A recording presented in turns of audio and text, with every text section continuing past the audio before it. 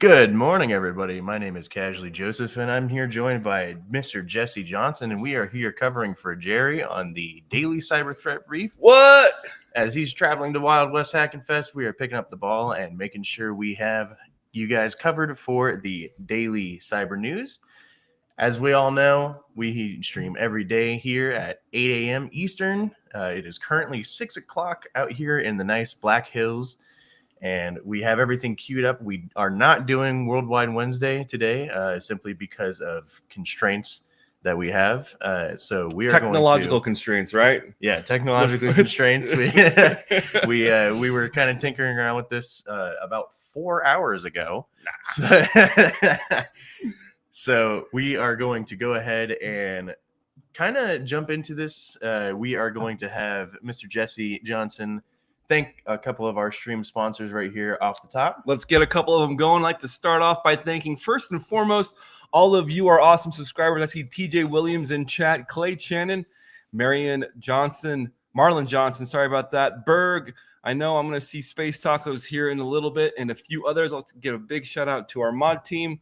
Let's start off and let's pay it forward and thank our stream sponsor, Anti-Siphon, Black Hills Information Security, Anti-Siphon Training. Hey, listen, there is something great that you cannot, you can't discount when it comes to top tier training.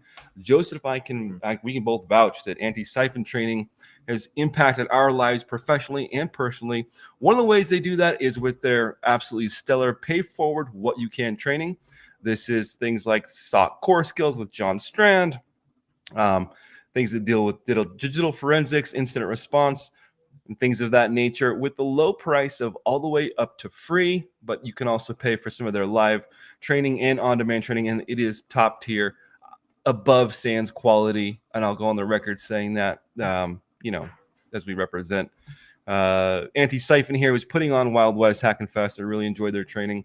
I'd like to thank them for sponsoring the Simply Cyber Daily Cyber Threat Brief. I would also like to say thank you to Delete Me. Hey, listen, right now, the headlines are chock full of data breaches and regulatory rollbacks, making us all vulnerable. But you can do something about it. Delete Me is here to make it easy, quick, and safe to remove your personal information online. Delete Me does all of the hard work of wiping you and your family's personal information from data broker websites.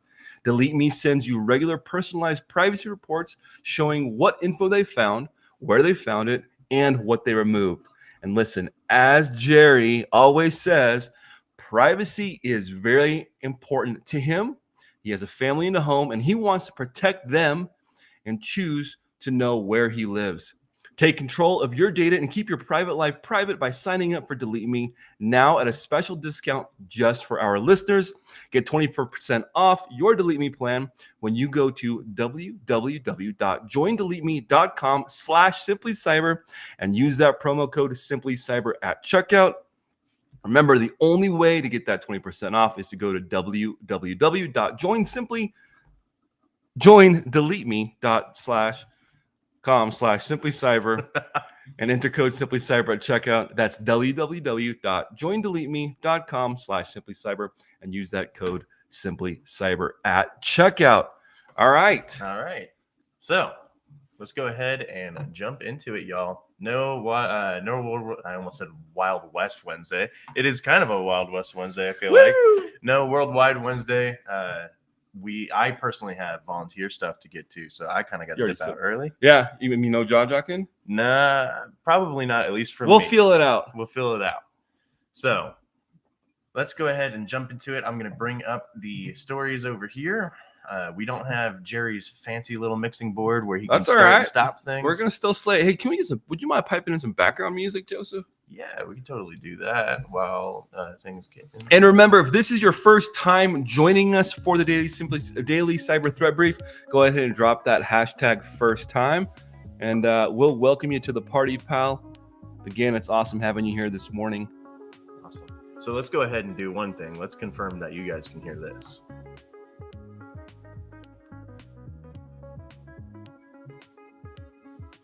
Make sure before we get any further, get some feedback from the. I did a full test last night and recorded it, Yeah. and it's in there. Make sure nothing changed. Nothing should have changed. Hey, Jenny Housley from the mod team. I see Dennis Keefe. Good morning. The haircut fish, aka Dan Reardon. Good to hear and see you. Let's see. I know there's probably a bit of delay. Let me check mod chat. Make sure we got confirmation of audio over there.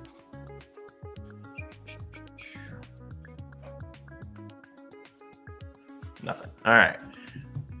No sounds. No sounds. Let's try again with this. Double check. Make sure audio is coming in correctly. I'm wondering if. What sound do you need? I'm trying to see if the podcast is piping through to YouTube. It sounds good on our end, but it looks like. Oh, I saw somebody say confirmed. That's all we need is one.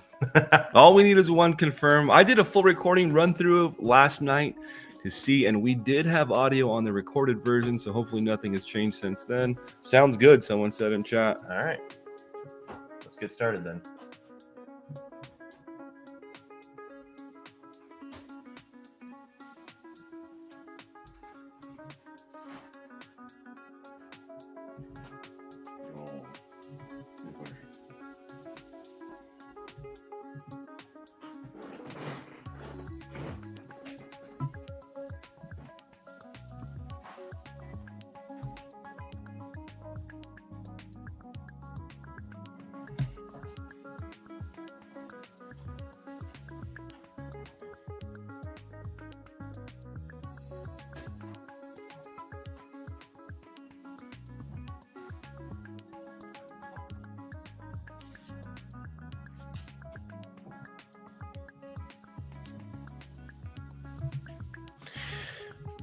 Someone's saying no podcast, no podcast. Hear music, no podcast. Okay, so we got to restart that. We can do it live. Let's just get through it. Hey, no podcast sound, but you guys are good. Thank you for that.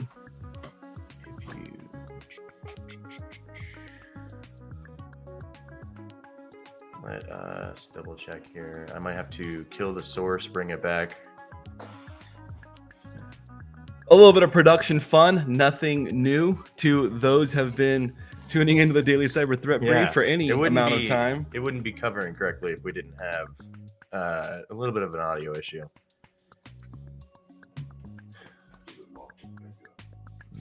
Let's see, go ahead and repipe this in.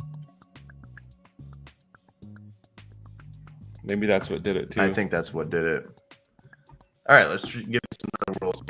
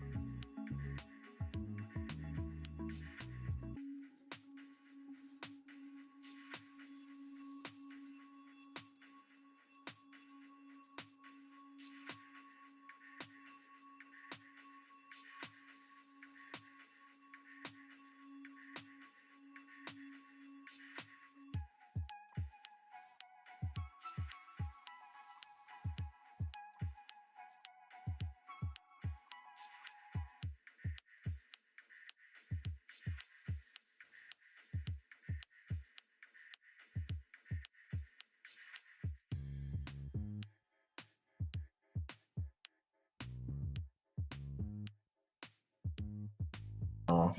There we go. All right, check. Close the other tab. I'm hearing an echo now. Yeah, close the other tab.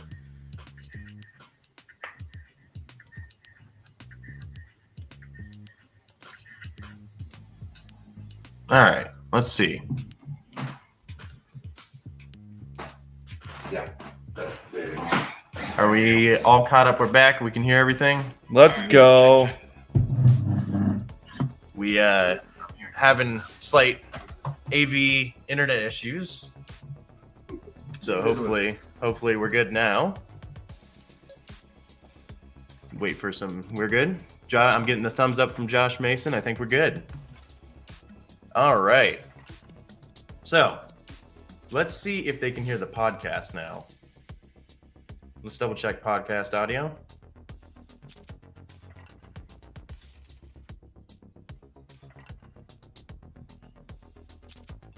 I'm assuming not. There's no audio bar here.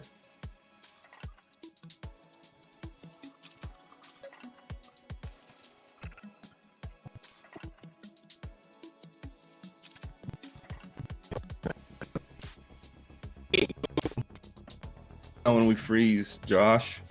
Everyone says it's good. We got lots of people in chat saying it's good. Didn't hear the podcast? Okay. We're going to have to do this old school way. Restream is not piping in the podcast audio. Oh, when we freeze, Josh. Okay. As far as the podcast goes, it is not piping into Restream. Just read it. Let's just read it. All right.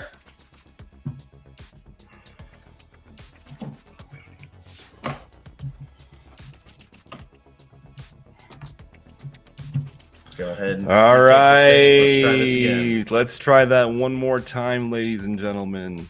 Let's do this. Group suspected of sending stolen. We just did that one. They didn't hear it. I read it out loud. Oh, because we were yeah. frozen. North Korean hackers stole more than $2 billion in crypto. North Korean hackers stole an estimated $2 billion in cryptocurrency in 2025, the largest annual total on record, according to blockchain analytics from Elliptic. The largest theft was the Bybit hack in February with $1.46 billion. Elliptic also attributes 30 crypto heists this year to the North Korean threat actors. The United Nations and government agencies say stolen crypto funds and supports North Korea's weapons program. Yeah, North Korea, they're very well known for doing their crypto heists. They very well sanctioned, so a lot of the trades they do rely on crypto. 2 billion in crypto, that is a lot of crypto, but with the graph that we can see here, this is kind of not the first time they've done it. They've been stealing some pretty significant amounts for a while now. There was a little bit of a downtrend in 2023, 2024. Not sure what happened there. Maybe they just had a really good hit in 2022. But this graph is definitely telling that they took a lot of money and they are probably not going to be slowing down next year.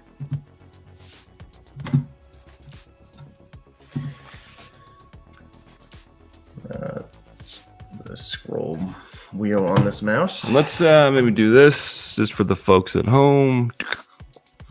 Group suspected of sending stolen UK phones to China. The Metropolitan Police dismantled an international gang that allegedly smuggled up to 40,000 stolen UK phones to China over the past year.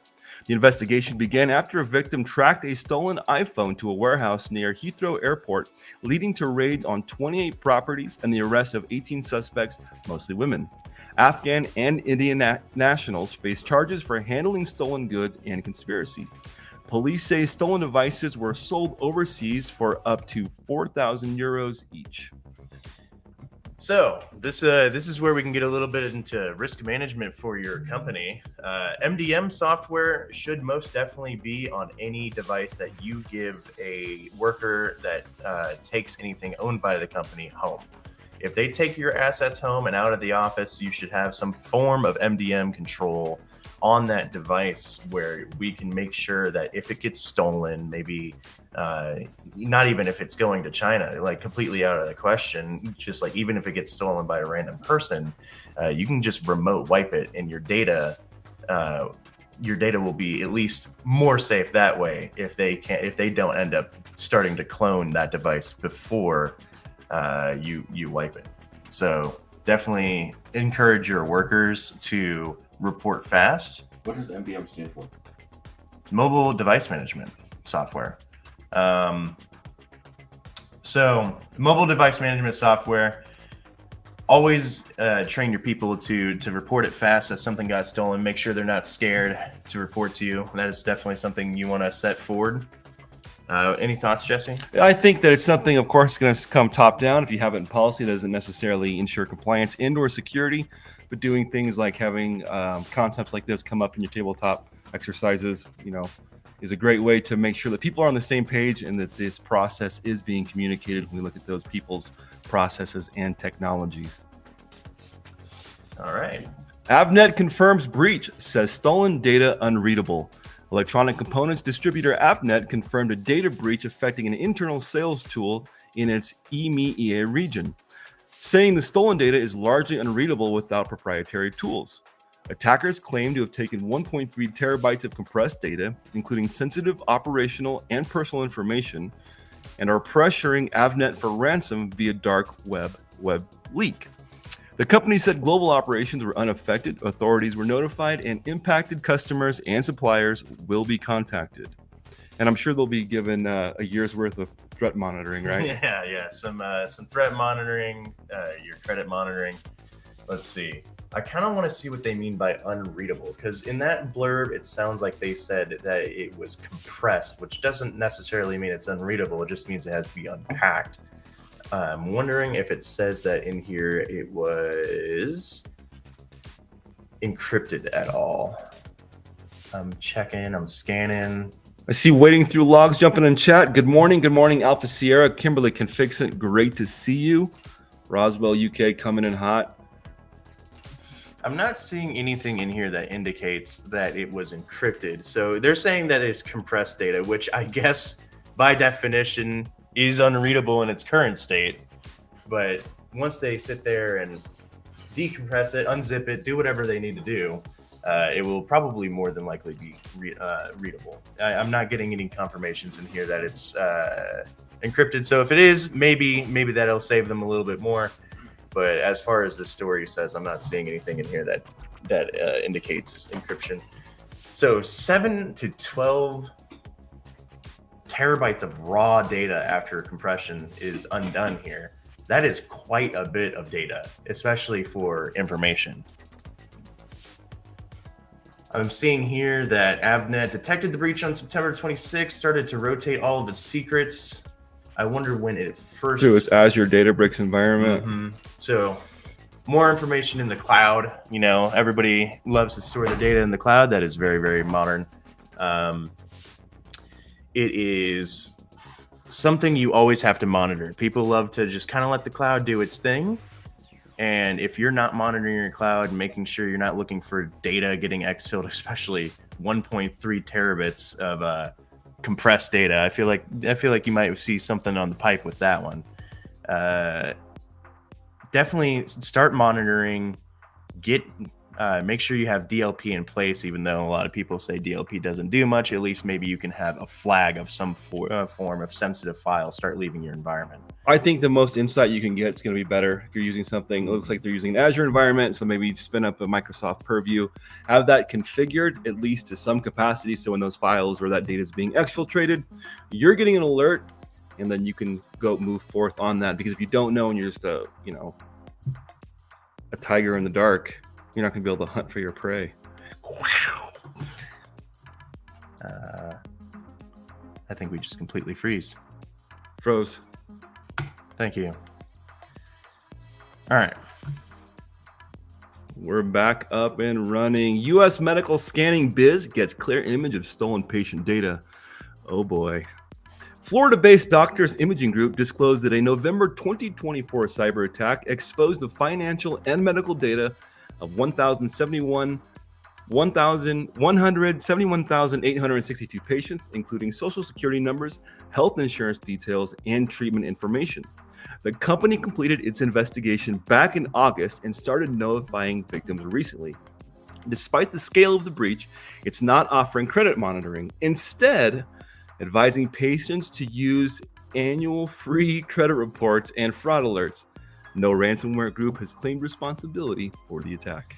I believe they just kind of said you probably have enough from other data breaches. Go ahead and use that coverage.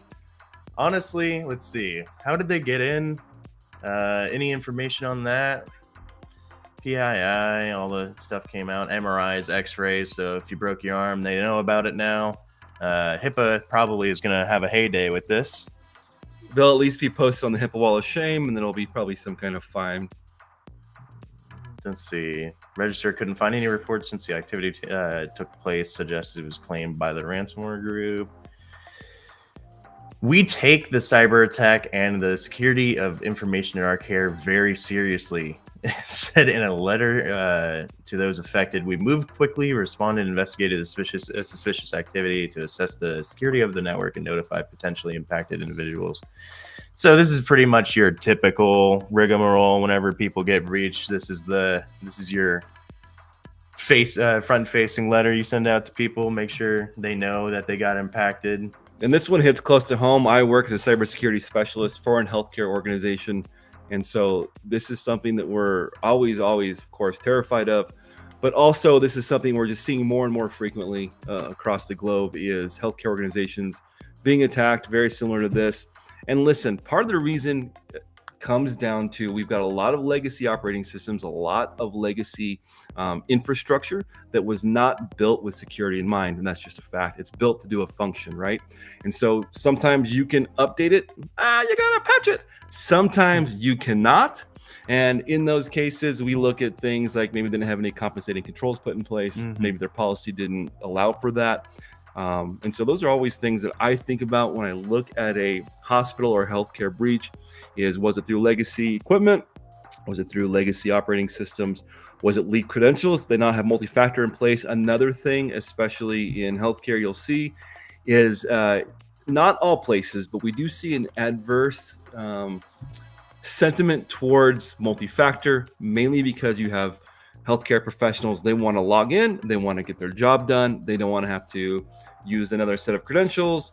A lot of times the badge in to log into your system, the badge in systems or token-based systems are significantly cost prohibitive for a healthcare organization. And so you see MFA not always being applied where it should and where it could. All right. This would be the mid-roll, so let's see if we can get music going. And we can thank the rest. It looks like we do have music playing. I'm going to start and stop it again because the stream did have a hiccup earlier. And we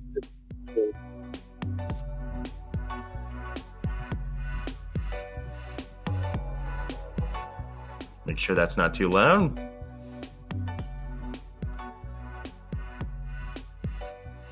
All right, we're going to catch up in chat, and we're going to thank one of our live stream sponsors and read through chat and see if there's any comments in there. You think? We don't have a mid-roll segment, so let's do it. I want to give some love to the Daily Cyber Threat Brief sponsor, ThreatLocker. Do zero-day exploits and supply chain attacks keep you up at night? Well, worry no more. You can harden your security with ThreatLocker. Worldwide, companies like JetBlue trust ThreatLocker to secure their data and keep their business operations flying high. ThreatLocker takes a deny-by-default approach to cybersecurity and provides a full audit of every action allowed or blocked for risk management and compliance. Onboarding and operation is fully supported by their US-based Cyber Heroes support team. Get a free 30-day trial and learn more about how ThreatLocker can help prevent ransomware and ensure compliance. Visit threatlocker.com/dailycyber.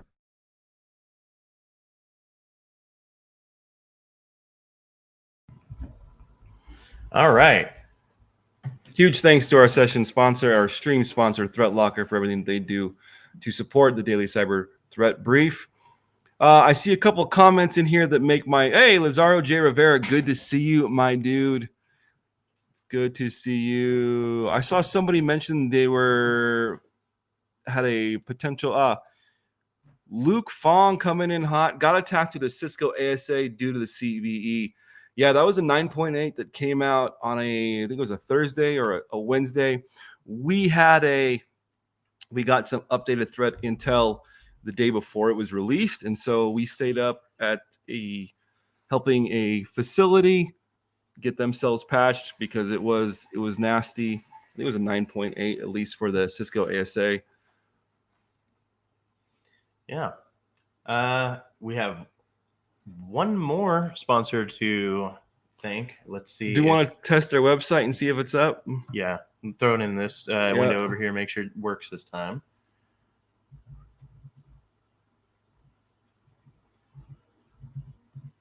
Nope, still down. So we'll just kind of ad-lib it. Sure. We'd like to thank Barricade Cyber Solutions, and more importantly, their Fortify 365. Hey, listen, you know, I know it. We all know it.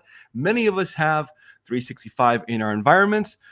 When in doubt, turn to Barricade Cyber Solutions for your 365 needs. They monitor, they secure, they take care of the dirty work to keep you and your organization secure, and they make sure they do it with the utmost integrity.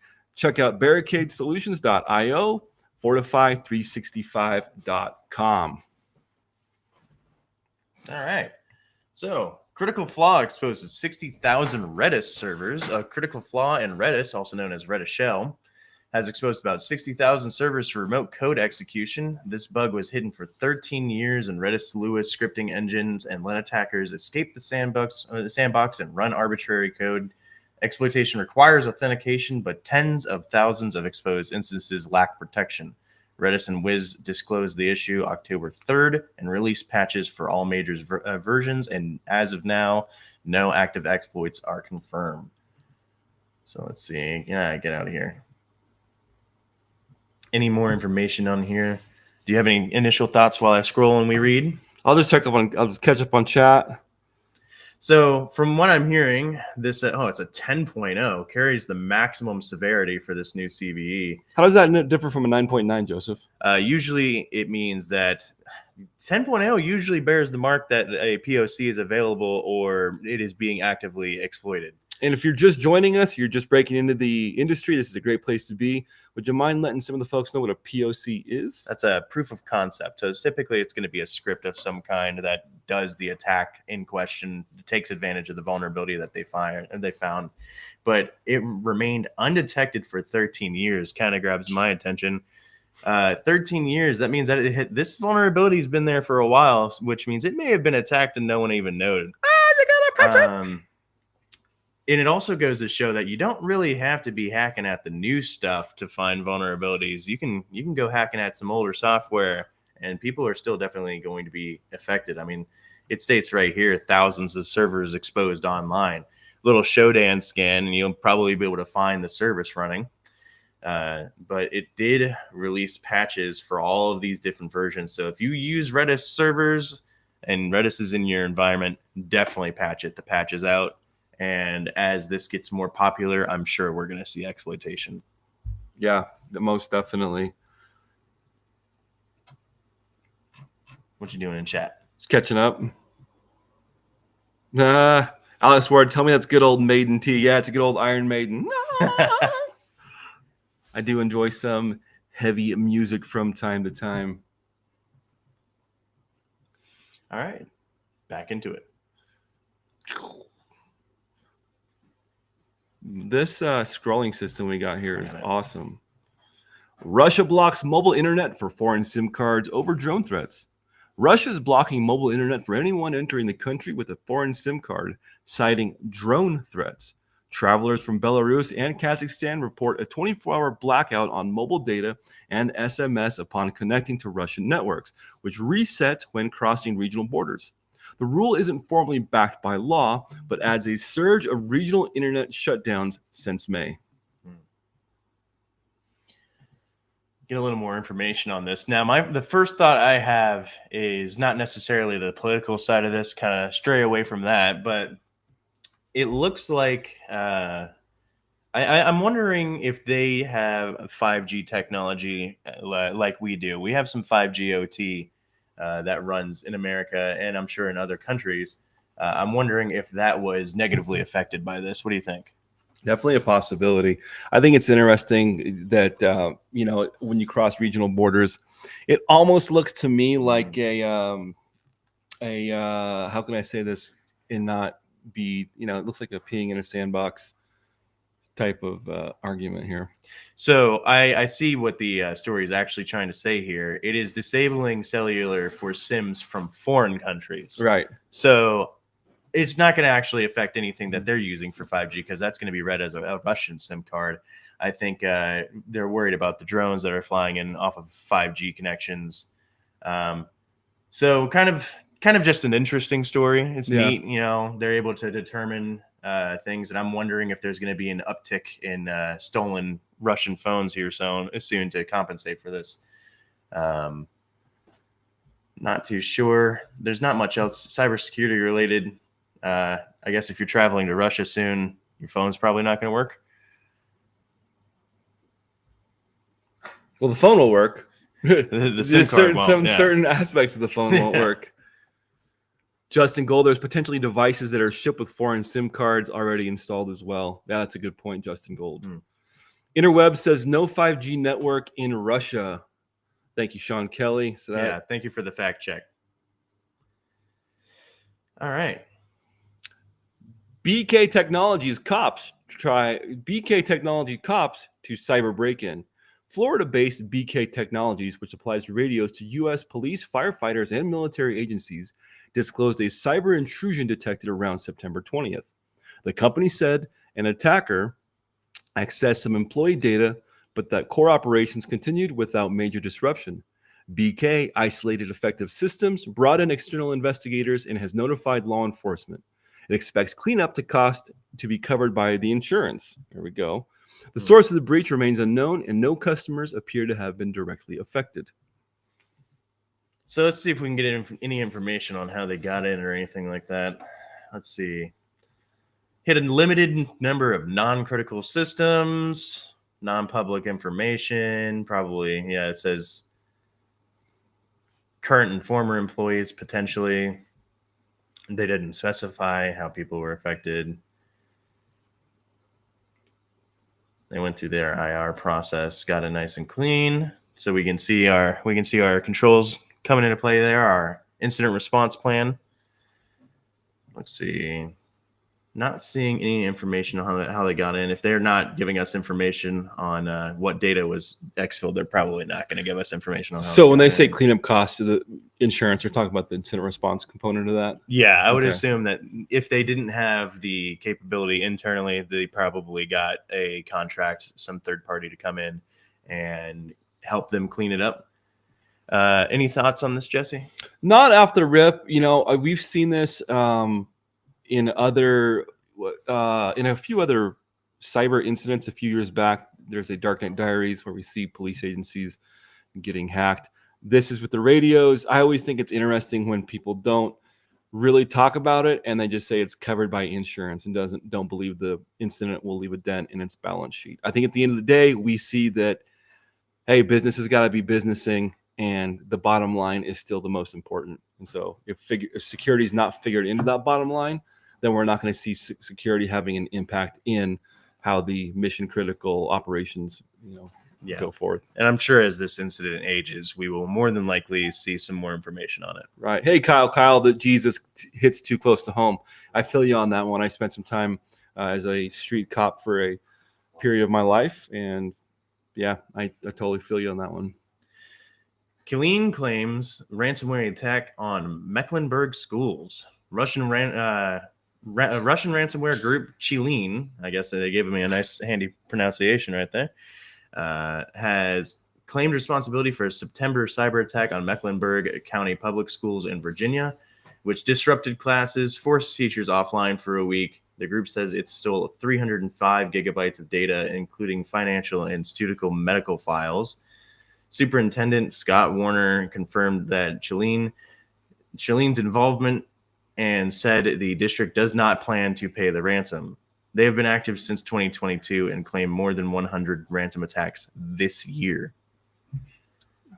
Again, right there with healthcare, like we talked about earlier, we see schools, education. Medusa loves to hit schools, especially. So, what are your thoughts? This is particularly nasty. 305 gigabytes of financial and medical data for students. I'm sure the students were pretty happy that they got a week off from school. Right. They don't care at this point. Again, we see in environments, schools, a lot of times we don't see the funding for a proper, SOC. We don't see sometimes a funding for a proper IT. A lot of times it's outsourced to a third party managed service provider or something like that. A lot of times, again, we get the lower budgets, so security is not built into the budget. What they focus on is the education component, as they should. It's a school, and because there isn't any kind of security that's built into their operation, again, this is going to be something that security needs to be baked in the organization. It needs to be part of the top-down priority from whoever the school, I guess, superintendent or whoever that leading director is of the school, because without that being on the forefront, this is going to continue to happen. Mm-hmm. Yeah. So devil's advocate. This is why we have to build security by default into products, because they don't have the wherewithal and budget to build cyber in or after the fact. Sure. I think, so we really need to get on companies to build cyber security into their products. So we have a little bit of extra information down here. It looks like Comparatech shows at least 33 confirmed ransomware attacks on American schools, another 62 claimed but unverified, an average of 4.8 months to notify affected individuals. I mean, depending on the state, that's not even in line with some of the guidelines they have. Let's see. If I had some budget, maybe some extra time, which are things that many schools can't afford, one of the things I would do is I would probably look at Chilean's tactics, techniques, and procedures and see if maybe we are vulnerable to some of their lower hanging fruit that we can take out pretty easy, because it seems like they are definitely targeting. We've got 4-5 people now considering this one. That's a pretty consistent one to say that they are actively targeting them. All right. Yeah, that is Josh Mason. Josh, do you want to say hi to the camera? Everybody's recognizing your voice but not seeing you. Why, hello. Good to see y'all. I'm still waking up. That's all right. Thanks, Josh. Is that it for our CISO series stories? I believe so. I believe it is. Well, we've got a little bit of time. I know you got to run. You're volunteering for Black Hills Information Anti-Siphon Training's Wild West Hackenfest 2025 in Deadwood, South Dakota. Do you want to spend some time doing a little jaw jacking with everybody while we have you here? Yeah, I can give it 20 minutes. We can kind of go to a focused view. Beautiful. So we don't have to give the jaw jack and cut over. Oh, we might actually have that cut over. Bear with us. All right, we're going to transition to jaw jacking. We will be back. Ever wonder what it takes to break into cybersecurity? Join us every weekday for Jaw Jacking, where industry experts answer your burning questions about the cybersecurity field. Live, unfiltered, and totally free. Let's level up together. It's time for some Jaw Jacking.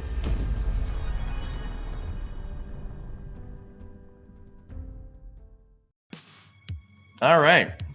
So we got a few people in the room here, so we can have a few different questions. If you have questions for myself, Jesse, Josh is in here, and Justin. So we got like a pseudo group panel coming on. We've got people working in the industry at various levels, technical and sales. Got technical and some policy. You're technical, I'm technical, a little bit of policy, at least on my end. Yeah. And then we've got vulnerability management and some other aspects in Justin Gold's position. So if you have any questions about cybersecurity, maybe it's how to break in, your certification path, questions relating to what it's like, please, there are no stupid questions at all. As we like to say in New Village, no stupid questions. And make sure you drop those questions in chat. Michael Andrewsy, have a wonderful day at work.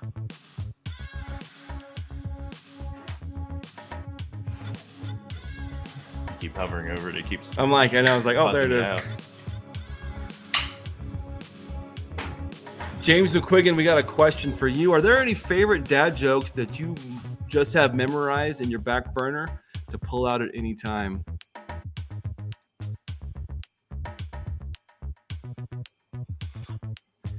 Roswell in the chat being a troll. What setup are you using to broadcast? Want to know what to avoid using? It's called Mountain Internet. Yeah, we're using Restream, which is, what a lot of folks use, including, I believe, our very own Dr. Auger. One of the issues we have is we are in a B&B, and it does not have the world's greatest internet capacity. No. So bear with us. It's decent. It's decent. It's decent. Copper. Oh, that's a great question. Alexis Julian, tips to make the most of a cybersecurity conference. Josh, you want to lead this one off? Sure. So show up rested. If you can, look at the agenda and plan ahead for what talks you want to go to and what workshops you want to go to. And then try to make space for networking with people, because that's huge. That's how we got to know each other really well, and how we got to know each other really well. And that ends up being huge. That's the sort of thing that really lasts with you. A lot of the talks I've gone to, interesting. The networking lasts years. Yeah, absolutely. I mean, and to echo that, a lot of the talks, a lot of the tracks, those are recorded. So you see something you like, maybe pop in for a few that are pertinent if you're in the industry or you're trying to get in. Maybe pop into some of the talks that really interest you, but make sure you're taking time to ask just good questions, get to know the people that you're hanging out with at the conference, get to know people that you wanted to meet, because a lot of them, especially at the higher levels, they're just regular people too, and they're really interested in what you want to do as well, and they'll share with you those ideas, and you can have really good conversation. I kind of have the same opinion as everybody. One of the things I try to push on first time con goers, you paid all this money to go out to a conference in person. You should probably take some time to talk to people. Don't just stand in the corner and be awkward. People are very inviting most of the time, and if they're not inviting when you walk up to them to try and talk to them, you probably don't need to spend your time talking to them anyways. I will speak from the TISM. It is difficult to just sometimes walk up to people. Yeah. So if sometimes it's fine to go find the hardware hacking or the lock picking, or maybe go to a talk and see if there's a person you vibe with, and make a friend. Sometimes that can be it. Frankly, besides Des Moines, I spent all day with Brianna Schultz, which we were already friends, but kind of it was just us, and then other people came by from my talk or hers, but sometimes that just happens, and that's fine as well. Man, that's some really good insight. Thank you. What? Do we just become best friends? Hey, thank you, James McQuiggan at 35,000 feet. Kudos to Joseph, Jesse, and Josh for carrying the torch, and Justin. You guys rock. This week will be epic here at Wild West Hack and Fest. Deadwood is the town so small where you can easily run into fellow Team SC members. Yeah. Let's go. It's a town so small that when you're running around with a group of 21 people, you basically take over a restaurant and basically consume all of the sidewalk. I got a question for you in chat. Are you all familiar with squeaky cheese? Does anybody have any familiarity with getting cheese curds and they squeak when you chew them? I saw this question. Is a new concept. Of course. Yeah, we all have. Cheese curds have to squeak. Yeah, or they're not high quality cheese curds. Anyways, I digress. Sean Sailors, how do you decide what solutions to go with when there's a billion different options for asset management, EDR, etc.?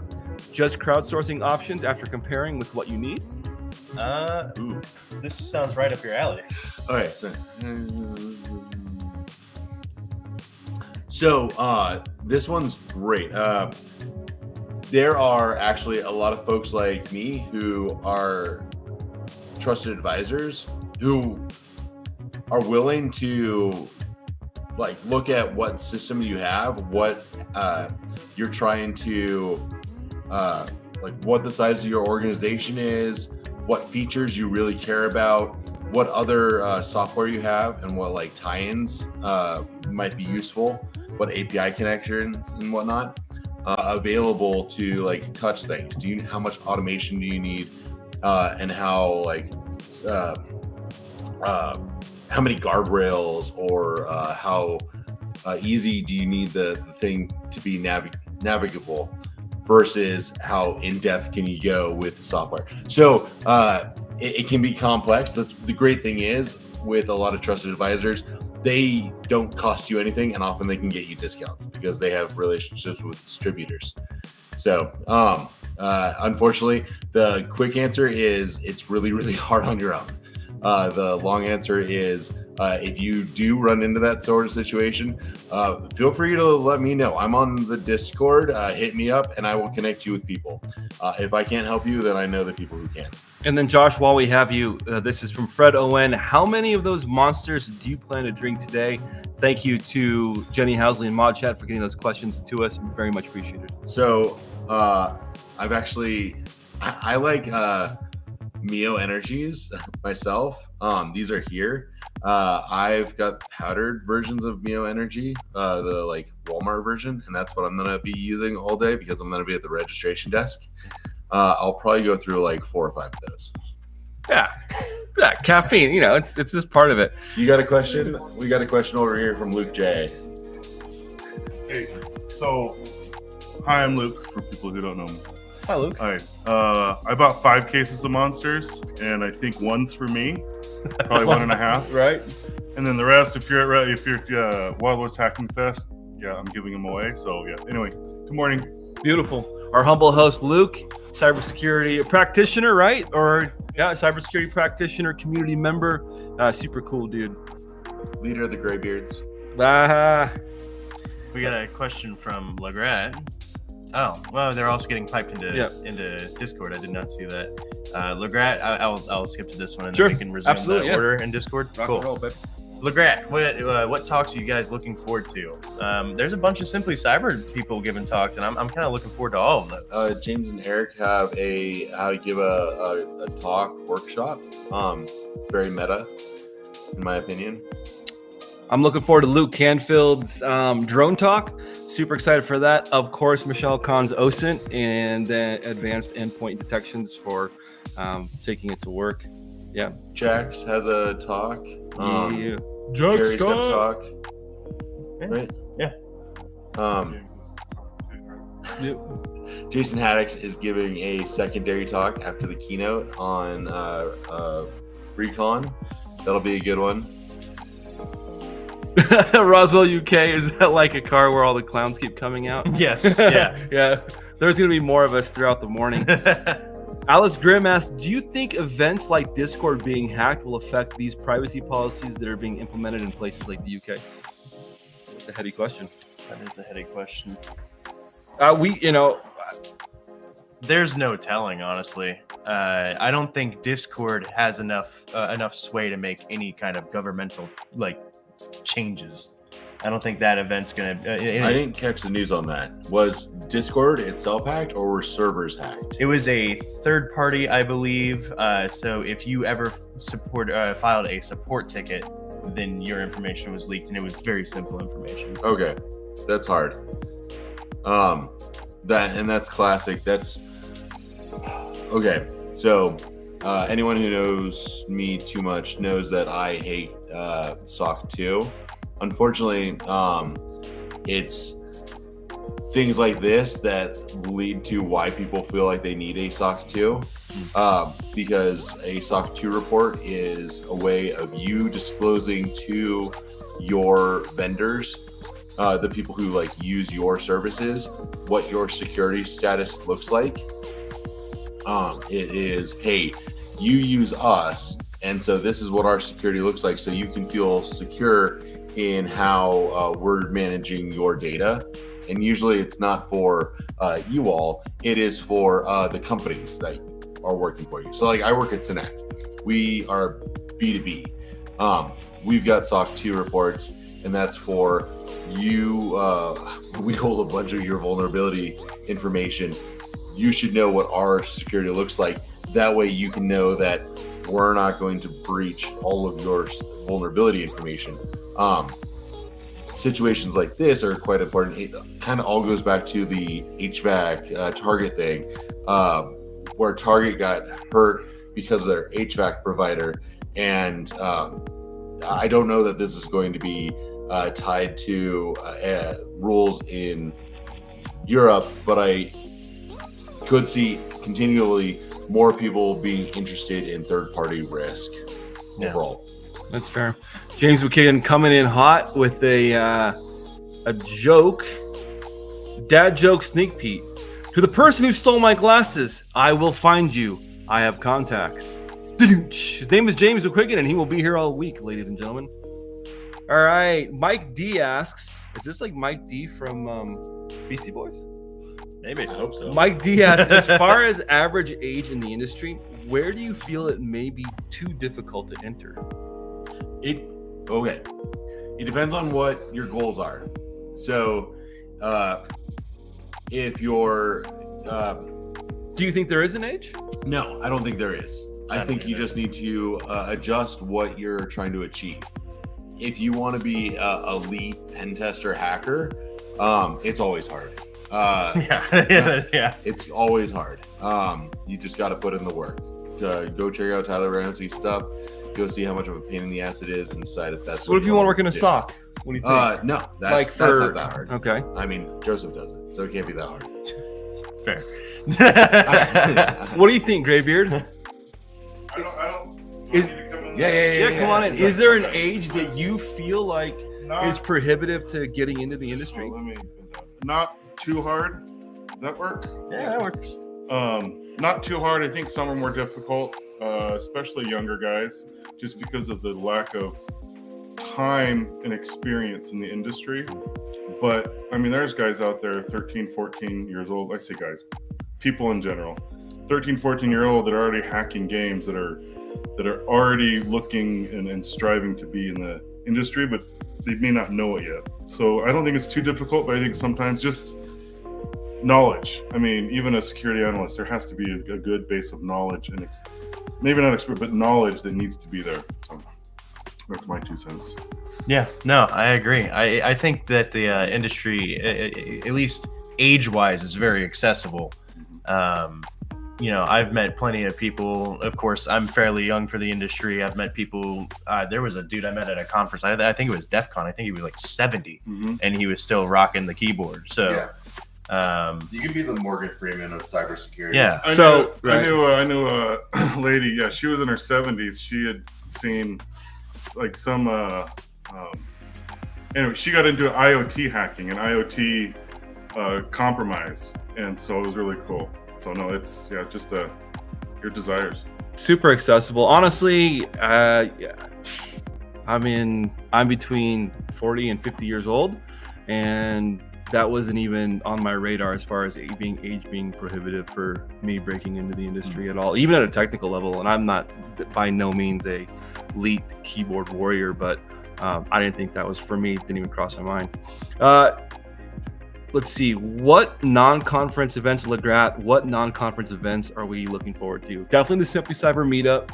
Yeah. The Magic the Gathering tournament on Thursday. Yeah, that's gonna be fun. One thing about Wild West Hack and Fest, if you come in person on the first night, we've got a killer open mic where sometimes people from the Black Hills / Anti-Siphon will play live music. I've played live music. I got to jam out with John Strand on my first Wild West Hack and Fest.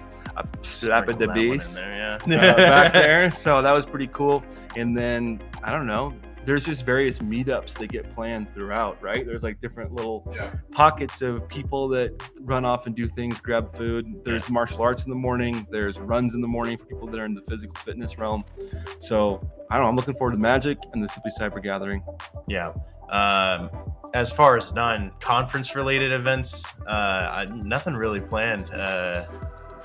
I usually don't plan that far ahead, so I'm not looking to the future for non-conference stuff. I'm kind of just planning for Simply CyberCon at this point. Amish Brain says, not Brian, yeah. Amish Brain says, wait, you guys are doing a Magic the Gathering while at Wild West Hacking Fest? Oh my god. Yeah.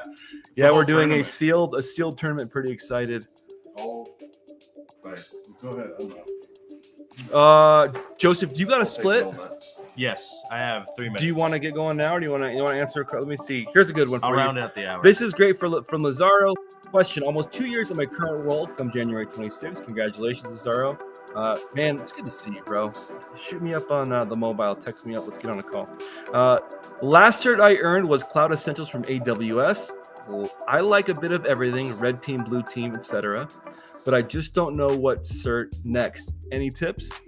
Wanna round us off, casually, Joseph? I mean, that's really a kind of a soul searching thing. You got to figure out what it is you want, what you've enjoyed from the certs that you have done, the work that you have done, what spoke to you. And then once you find that out, if you're looking for something that directly relates to your role, then you kind of do the certs that make sense for it. If you're looking for a pivot, then figure out the job that you're pivoting to and aim for one of those certs. And I always look at things that would future-proof myself. So I look at certs that are maybe, I don't want to say more advanced, but maybe an up-and-coming technology or something that my company I've heard rumblings that might be planning on implementing. And then I'll just go out and either certify myself or just get as much information, get the cert, and then when they do switch over and implement that technology, you kind of future-proof yourself, not only in that corporation, but look at up-and-coming technologies and look at ways to future-proof yourself is one of the ways that I like to look at what certs I want to get. I'll play the utilize your if you're paying $20 a month for an AI assistant like I do. It's my $20 a month intern. Sometimes it's worth its $20 as an intern, meaning I'm glad I only pay $20. Sometimes it's amazing. It's $20. Deep research. Go to it and be like, hey, I'm looking at a pen testing job. Can you go find all of the open pen testing job descriptions out there? Here is my current LinkedIn. What are the current gaps between where I'm at? Also, here, let me upload my resume. Where are the gaps between where I'm at and what this job description is looking for and what the rest of the industry is looking for?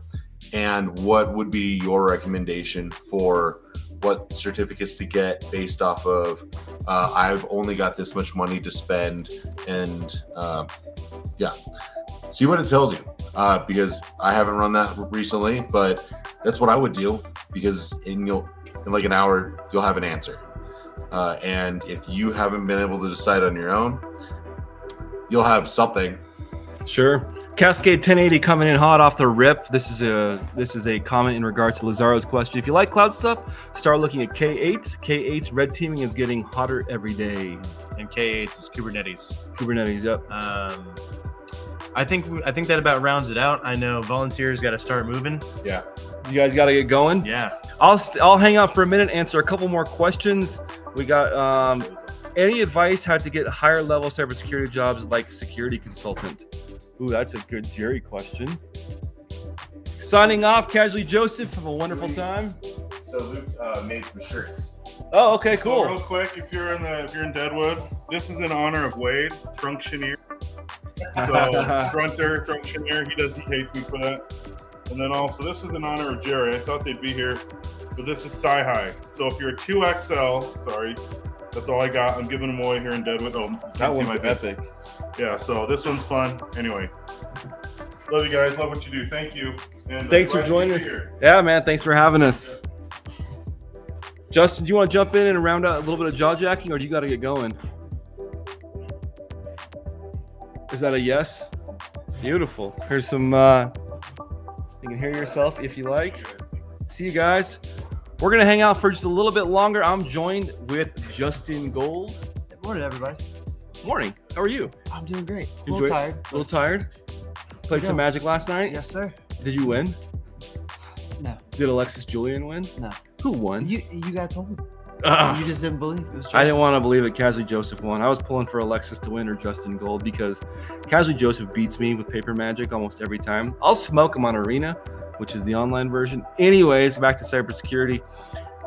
Do you have any advice for how to get into higher level cybersecurity jobs like security consultant?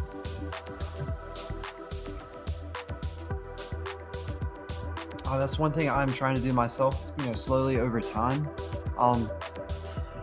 Is there a quick way? I don't know. I think the easiest way is the hard way. Right, which is- build a name for yourself. Mhm. Experience.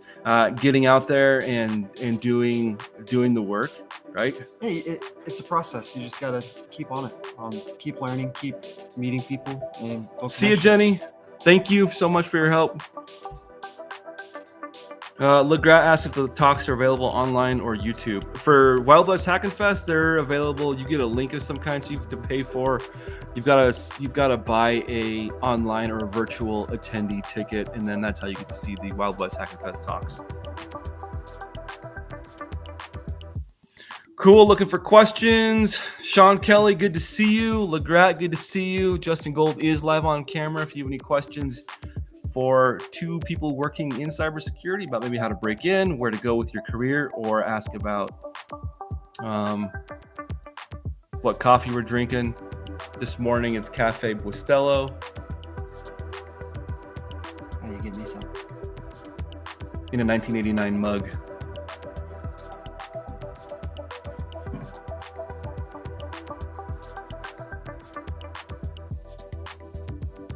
Justin, are you volunteering or are you working? I'm running the booth. Oh, what booth would that be? Barricade Cyber booth should be right in the front. Okay. We'll see.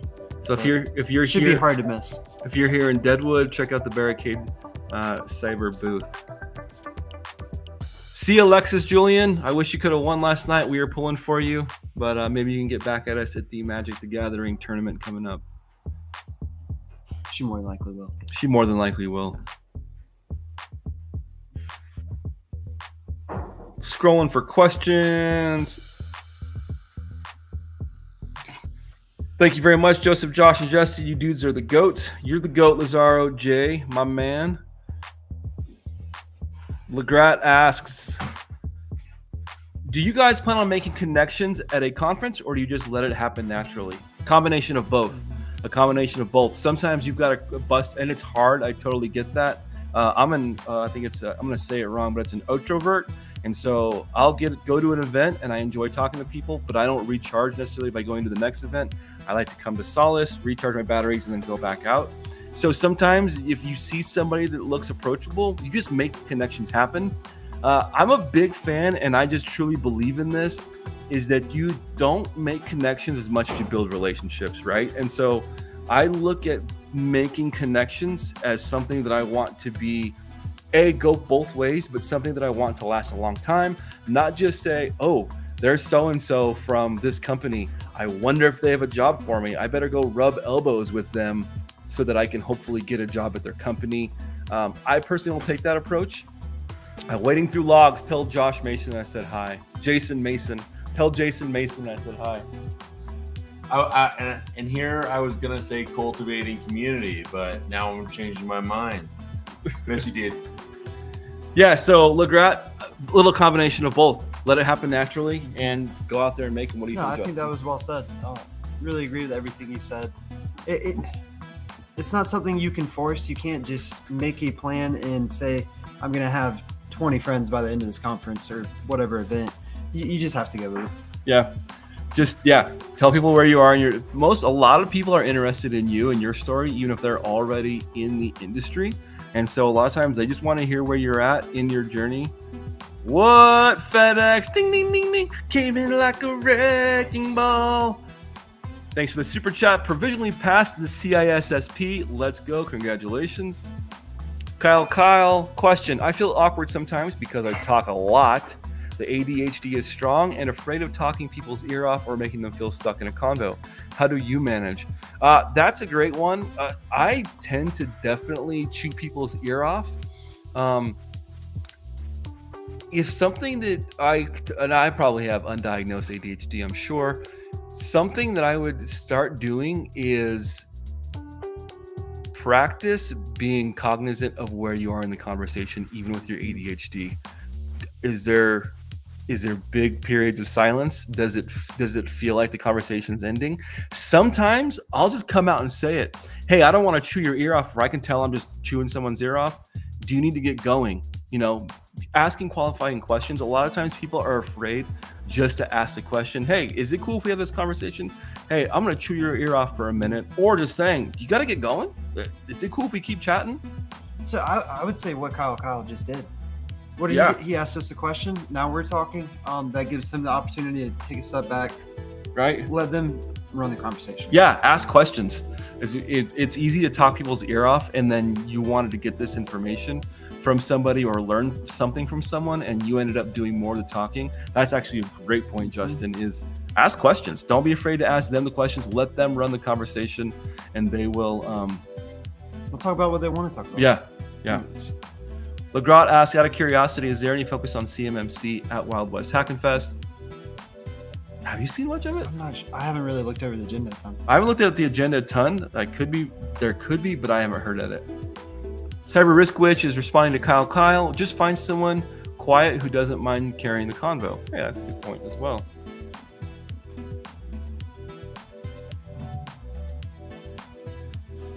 Tech Ricky is also staying with us, and he's slunking back to his room with a cup of hot Joe.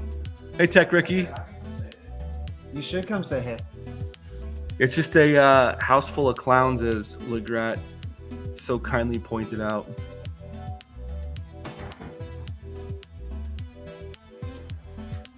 Sun's coming out. Tech Ricky! Oh, thanks for blocking that, dude. Morning, everyone. Morning. How are you doing? Good. Feeling good this morning? Oh, yeah. Ready to go do a workout? Oh, yeah. Let's get it. I'm going to go get a walk in after this. I'll go with you. Unless you want to do solo, I totally understand that too. The more the merrier. What time do you got to be at the booth? Whenever. I don't think there's a booth today. I think there's just a stampede tonight. Michael Sanchez, I love the manual sound bites. Let's go. I'll take that as a compliment. Try to have fun with it. Amish Brain says, hi, Tech Ricky. Hello. Good morning. Yeah, if you get a chance, here's something, and this is just some unsolicited advice, is invest in yourself. Jerry says it all the time. I think it's be your own CEO or be the CEO of you, something like that. Invest in yourself, and part of that is sometimes conferences. Budget, man. If maybe you've got a bunch of subscriptions that are sitting there for things that you don't use or maybe you don't necessarily need, budget for a year or for 6 months. Find a conference, get to one. Virtually is cool, but really being in person is a great way to meet people, blah, blah, blah, build those connections. But invest in yourself, invest in your future. And I promise you, if you're hard on cash, there are people that want to invest in you. And sometimes you just got to tell people your story, what your goals are, your ambitions within getting in the industry. Honestly, people want to invest in you. Take time to invest in yourself, and always, find ways to get to these cons. No, I would agree. At least for me personally, I wouldn't say I felt like a huge amount of imposter syndrome. I kind of knew where I was at the time when I was trying to break in. But it's just a huge eye opener to get here or any conference and just you see all the people it's one thing to be on a screen on camera behind a blog, some article, and you can sound all smart, you can sound all professional. But then you get to see people real life, and it really opens your eyes. So, well, maybe I'm not that far away from being, that kind of person. Being in? No, like just Right. being that kind of person that's there. Oh yeah. Oh, okay, You know, gotcha. Like, I could be. You can You see think yourself. it's a stereotype that you don't fit in, and then Right. you realize, well, it's not really a stereotype. It's just You'd be surprised at these conferences how many walks of life there are. Mhm. Like, there's everything from, I don't know, hardcore security professionals that are battle hardened to noobs that aren't even in the industry yet, to people who are kind of mid-career, and the different interests, physical fitness, nerd games, video games, music. I mean, really, there's a walk of life for you here. These cons really are for you. completely agree. Tech Ricky, how many Wild West is this for you? Number 2? More dose. Dope. Number 2 for me as well. Number 3 for me. So it's something that it's on my budget, and it's something that I try not to miss unless I forget to register, and then I've got to reach out to amazing people and say, please, is there anywhere I can get in? I feel like the guy in the back represents all of us in chat, sitting here sipping our coffee, listening. You guys are awesome. Hey, thanks for joining us, and thank you for dealing with the technical difficulties at the beginning. It's always something different, especially when we're doing ad hoc. I've got an old school monitor here. It's almost a CRT monitor, not literally, but It's almost a CRT. It's a thicky boy. And we got a laptop and we got some basics. Honestly, a lot of people ask how to stream or how to break into streaming. It doesn't take much. It doesn't take much to do a decent quality stream. A Blue Yeti sounds pretty dang good. That's like $100. My camera was one of the ones that Jerry had recommended. It was way under $500. I can tell you that much. Light and a laptop and you're good to go. It's more of just kind of getting out there and doing stuff. Alice Grimm asks, when do you cross out of the newbie status? I want to be a newbie forever. Yeah, I mean, really do. What? I don't think you ever really do. well, yeah, you, in a sense, because the technology ages out, new stuff comes in. You always on. You're always going to be learning. Exactly. So, I don't know. When you don't feel like one, you can tell people that you're a little bit of an expert. Yeah, and It's even then, I like having the childlike. This is going to sound so cheesy, folks. I'm not squeaky cheese, but bear with me. I think, at least for me personally, it's important to have that childlike curiosity within the industry because there's so much to learn. If you don't stay curious, you'll get jaded and burn out quickly on all the new technologies, new tactics, techniques and procedures, all the different things that happen in IT and cybersecurity. That stay curious, and then I'm a big fan of being the dumbest person in the room.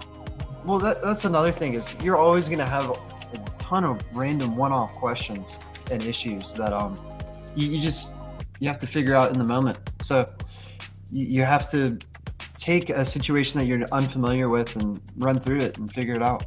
Yeah, You're never going to be a professional at that except doing that where you don't know. kind of by doing almost. Mm-hmm. I have a unique answer to that question, actually, that's recently kind of found me. I recently have kind of become a senior at the company that I work for, so I have a lot of people that ask me questions now, and I don't really, you don't realize how much you know until you have to teach someone. And so it's been sort of very humbling, some of the things that I forgot that I knew that I've just been doing for so long, until somebody goes, "Oh man, how do you do that?" And you're like, "Oh, well, let me show you." Padawan learner, you kind of feel like you're Jedi, the time in I don't know time in about a service. knight, maybe like a senior Padawan. Sure. Dream Logic Inc. Good to see you, Jesse. What is the brand of headphones? These are Sony's. These are Sony MDR 7506. These are staple headphones in the music recording business. A quick fun story about these headphones specifically. Back in 2020 when we were on shutdown, there was a streamer on Instagram who would take stems from famous recordings. Stems are the individual isolated tracks from famous recordings, and he would break those down online. And I reached out and I just said, "Hey, what kind of headphones are those?" And he said, "They're Sony MDRs. And because you asked and you're interested, I'm going to send you a pair." Right? It wasn't a giveaway. He was just a really cool dude. About 5 minutes later, I got an Amazon notification that these headphones, these were gifted to me in 2020. I use them for professional recording, podcasting. They're not super expensive, like $120, something like that. Francis Stocktill III, cybersecurity definitely takes lifetime learning and making connections in the industry, I think. Yeah, I think you're right. I know you're right. It's something, I love it, man. I love this industry. I love tech. Before I got into cyber proper, I had little components of IT in my background and some leadership skills at the leadership level of things in organizations. And when it was time for me to pivot, cybersecurity spoke to me because there's always something new. I get bored when I'm not challenged personally. And so having that something to learn and to keep myself fresh was really appealing to me. And so it's kind of a fit. I tell people is that when they think they want to break in, make sure it's a fit for you. It may seem harder to break in than it really is. And potentially that's because you just got to kind of find where you fit in the industry or what parts of the industry are a fit for you. I don't know if we can turn this light up just a little bit, boys. Excuse me, folks. Doing it live. We're making the sausage here live. There we go.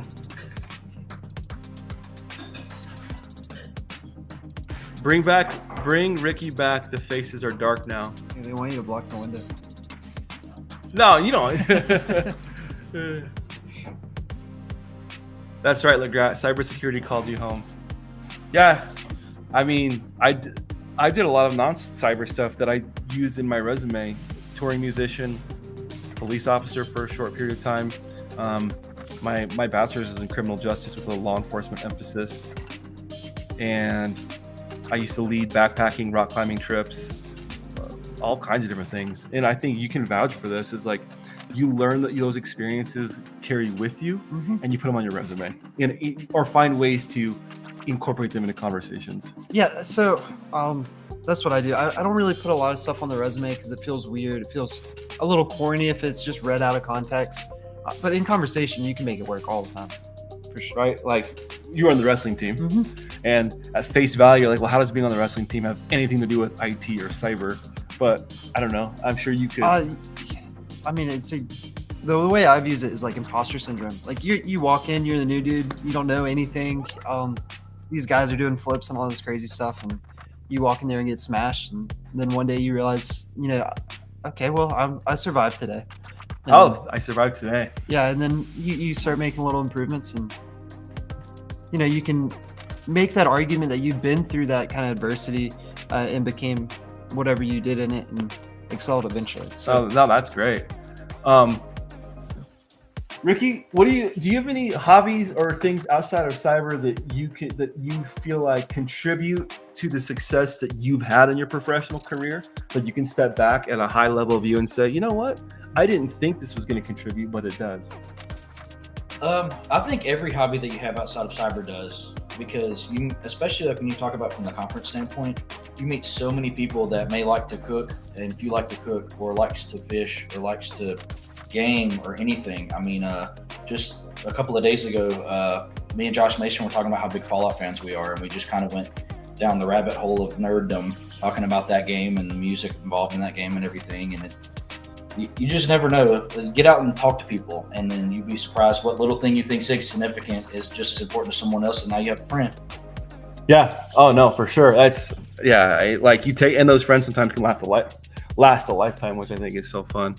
James McQuiggan says he's into photography and teaching. I love teaching as well. Tech Ricky, Amish Brain says, at Tech Ricky, you standing there makes me feel like I'm in the kitchen with my 4 brothers. Love this vibe. Thank you. We're getting that. I'm loving this vibe too. It's awesome to be here with these folks in the flesh.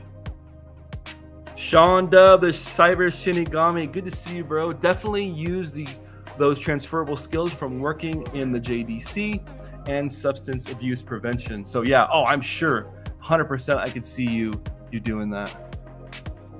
This was somebody asked me this question the other day or last night. FedEx says, question, what mic are you using? Ricky, it's so clear even where he's standing. Yes. This is a Yeti, it's a Yeti Blue, but I don't think it's that expensive. I want to say I think it's $100. 100. Yeah.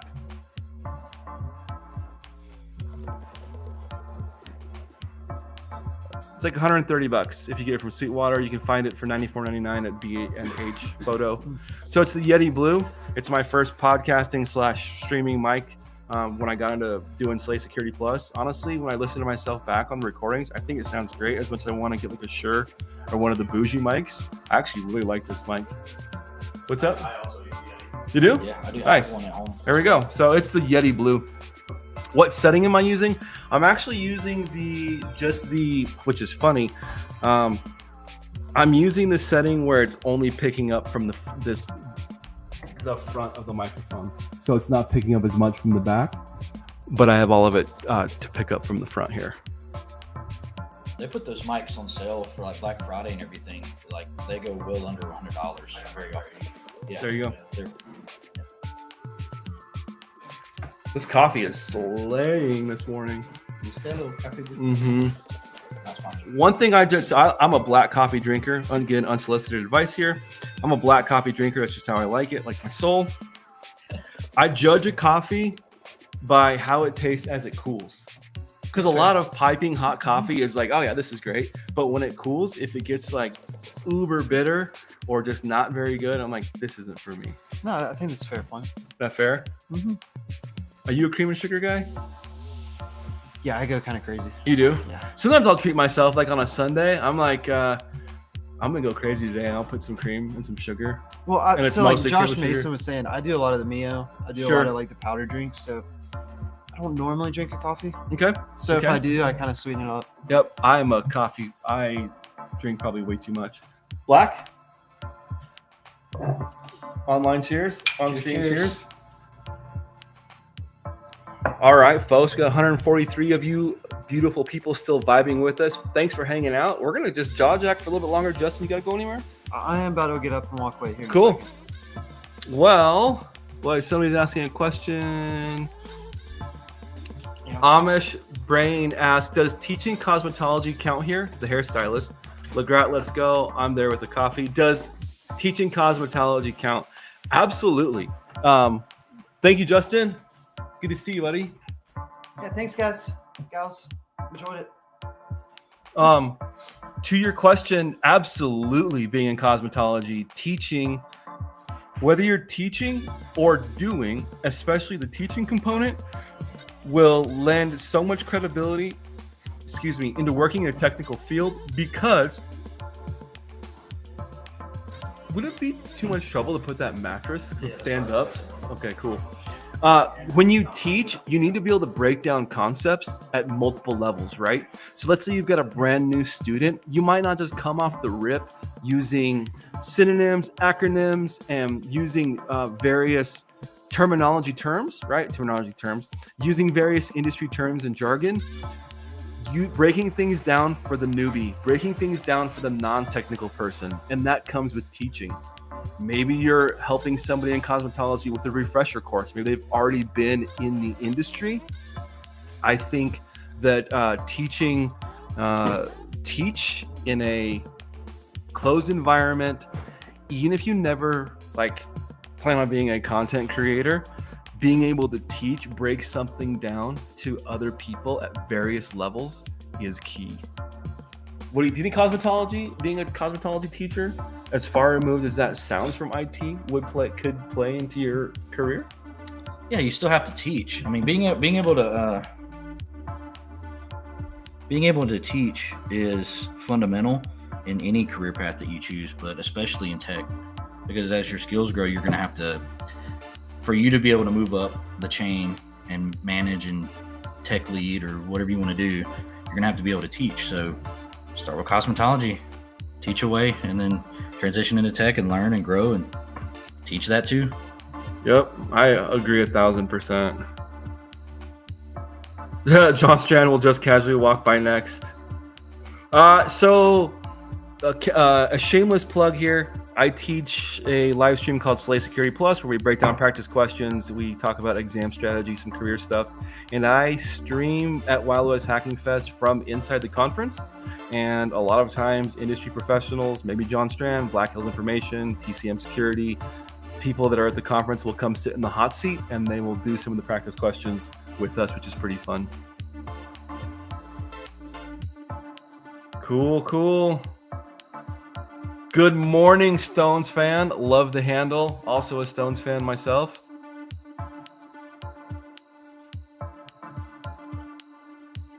James McQuiggan, #Slay. When do you do that? Normally on Saturdays at 4 p.m. Eastern Standard Time, 2 p.m. Mountain, 3 p.m. Central. I had no idea. This, yes, you're like one of the longest standing students. You've been in, you already have you're a seasoned professional. You come for the community, hang out, jaw jack. Oh yeah. You give insight too, which it's all, I love it when you're on stream. Hey, Space Ricky. Tacos, #. Miss you, Space Tacos. I don't see you in MSG. chat, but you're an honorary long timer.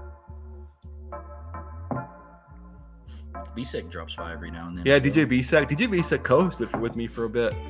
Sean Ordonez says, I'm having black coffee as well. Cheers. Just coffee this morning. We did not spike our coffees. No Irish coffees to be had this morning. Cool. Anything you want to offer up? Any tips? Anything you've noticed in your career? Maybe I don't have a lot of questions, but we've got a few people still hanging out. Is there anything that you would offer up to somebody Oh, real quick, James Quigan. Also this week, check out Simply Secured with the librarian, our very own Christina Paulika. Christina's that's gonna be a great. It's gonna be great. She's a fun hang. What have you picked up in your years? You were mentioning like when people start asking you questions. Yeah, the first thing is if the tech, one of our field guys, will come in and ask me something about an issue they're having, I just tell them it's DNS because it's always DNS. It's always right. It always is. Yeah. Really, kind of like the troubleshooting process of, I'm not gonna say like use the OSI model, but just little things that you slowly will pick up over time. Like for instance, if they're having network issues, can you ping an external domain of some sort? Can you ping Google? Just quick little things like that I feel like seasoned guys just kind of do. Sure. You have to teach that process. I see it. Is DNS resolving? Yeah. Is the IP resolving? Okay. tells Those you two right things there. right there. If DNS isn't resolving, it's probably DNS servers down or it's misconfigured somewhere. Mhm. If neither are resolving, then we've got a different network issue, maybe somewhere on the perimeter. Yep. Run a trace route. Really quick things. Trace route, ping TAC A. Yeah, and Like- it depends on, it really depends on the issue and what specifically they're having. But yeah, just the basic stuff. Can you ping? Can you trace route? Did you ask them is it plugged in? Is it powered on? I mean, that's been something that Even in the cyber world, is it turned on? Did they reboot it yet? Right. Is there a Yeah. pending upgrade? Yeah. Do you have any oh crap moments? Man, it's early. Do you remember? Okay. Oh. Do you remember do you remember being new? Do you remember being the guy that was like, I don't know if I belong here? Oh, I'm still like that. Okay. Yeah. I don't think you ever really. I think if you ever get to the point where you're like, I know everything there is to know, and you don't have imposter syndrome to some level, then you need to move and change jobs because you're not growing as a person. I mean, and that's no matter what you're doing. Even if you're talking about you're learning how to cook a dinner for your family, once you master that one dinner, man, you pick another dinner and learn how to cook that for your family too. It's no matter what you're talking about Right. doing. Teach a man to fish versus like fish for a man. Discomfort equals growth is the saying. Sure. I agree 1,000%. Being uncomfortable forces you to grow. 84 proof. Love the Venom avatar. Big comic nerd. Have you guys ever dealt with insecure bosses? 1,000%. Have you? How do you deal with them? You pat him on the back, Justin. You calm down. I think it depends on how they handle insecurity. I've had an insecure team lead before that just needed, that you pull them to the side. Hey man, you're doing a great job. Keep it up. It's really awesome. You did great in the meeting today. You were very clear, concise. And then I've had other, managers that were insecure, but they sort of lashed out with anger because of their insecurity. And it's very difficult to deal with a manager from that perspective, because it's almost like whether good or bad, and if you try to say, hey man, you did a great job, they just don't take it the right way. Sure. It's really depends on them as a person. Yeah, and I think that a lot of times insecure bosses are insecure about other things in their life, and that transitions just into the workforce. Justin Gold was standing, he made a good point. He said, coddle them. I tend to lean into that sometimes. If I have a really insecure boss, sometimes it's good to help them become secure. They're insecure for a reason. So sometimes if you can, and I don't mean kiss butt, right? We're not talking about kissing arse here. We're just talking about, honestly, having conversations and building them up. Sometimes insecurity is a wall that people put up because they're vulnerable or they don't want to let people into their circle. And so breaking through that at a level, it does not challenge their competency, right? You're not addressing their competence. You're just trying to get to know them. When you find out what the root cause is of somebody's insecurity, especially if you can just take time to get to know them, it'll start to fade away because, hey, you're already the boss. Like, what do you want to do? Sometimes getting people, if it's your idea, wording things in a way that makes us feel like it's their idea goes a long way. I don't know. Cyber Risk Witch, have a great day. Thanks for hanging out. I saw that Michael Sanchez is leaving. Great show today, fellas. A lot of great insights. And community was delivered to the people this morning. Have a great day. You as well. Alexia Grimes, love the shirt. Iron Maiden. Yep. Metal. Let's go. We got a guitar over here for jam outs at the night times. Scrolling for questions. James McQuiggan piping back at you. Tech Ricky, good to see you too. Always good to see James McQuiggan at 35,000 feet. Yep, or at 6,600 feet where we are now. Yeah, when he decides to come down from the sky and bless us. Man, if you all get a chance, come down to Deadwood, South Dakota. It is absolutely gorgeous. I drive up from Western Colorado every year. It's about a 9-hour drive. During this time of year, it is straight up picturesque. It is picturesque. Let's see. Beautiful. Let's do this real quick. I don't know if you're going to be able to see it online, everyone. Let's see if you guys can. You probably can't see that. I went through it for a little walk yesterday, and it just was forest trees and opened up to a little babbling brook. I know it sounds so cheesy when you're heading to a tech conference. I love being outdoors anyways. Oh, yeah. Well, and Wild West is unique because it's such a small town that we just sort of take over for a week. Right. It almost has like cobblestone roads. Like you expect an old-timey Western gunfight to break out on the street at any given time. You just randomly will see off in the distance a random haircut fish just walking down the road. A random haircut fish or Yeah. a random John Strand or a random Zach Hill just hanging out. But because of that, you're forced to sort of speak to people and talk to people. It doesn't feel uncomfortable. Like you don't feel like you're bothering anyone because everybody's here for the same reason. Right. So Yeah, 100%. Oh, that's a great point. Somebody asked, that's a really good point, is that people asked how to doing the networking part. You know, I don't remember who it was. Do you go out and make it or do you let it happen naturally? Kind of both. And one of the reasons that it's so easily facilitated here is because we're all here for the same thing. We're all here to gather, to talk about cyber, to learn more, to do the networking component. So we're all here doing the same thing. And so it makes it even easier to reach out and build those connections. That's a really good point. Alice Grimm asks, what is a question you think new people should ask more or a question I heard more?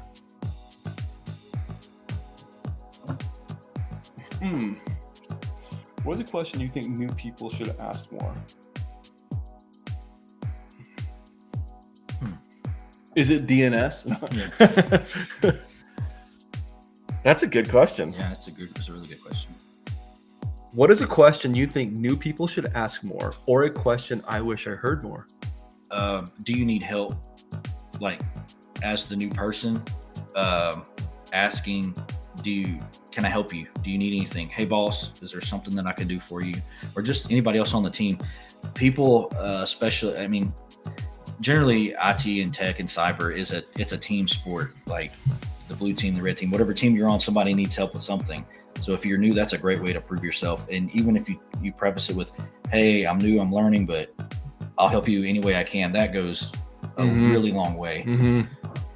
Yeah, many hands make the work, make work light or whatever. I think it's a good saying.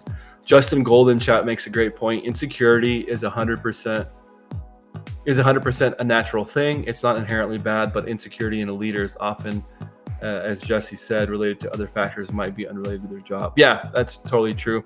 All right, Justin Gold made a good point. Is that simply secured? Is it right now live? All right, folks, we're gonna jump off. We got one last question. I want to make sure we're not cutting into Jerry's premieres.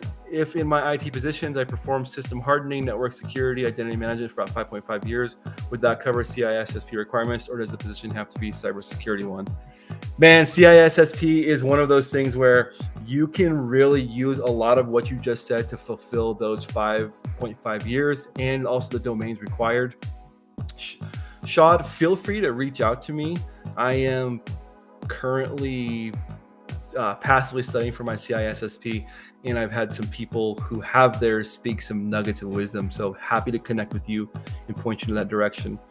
All right, folks, Justin Gold dropped in chat. Let's head over to Simply ICS is premiering. We cut into their stream just a little bit.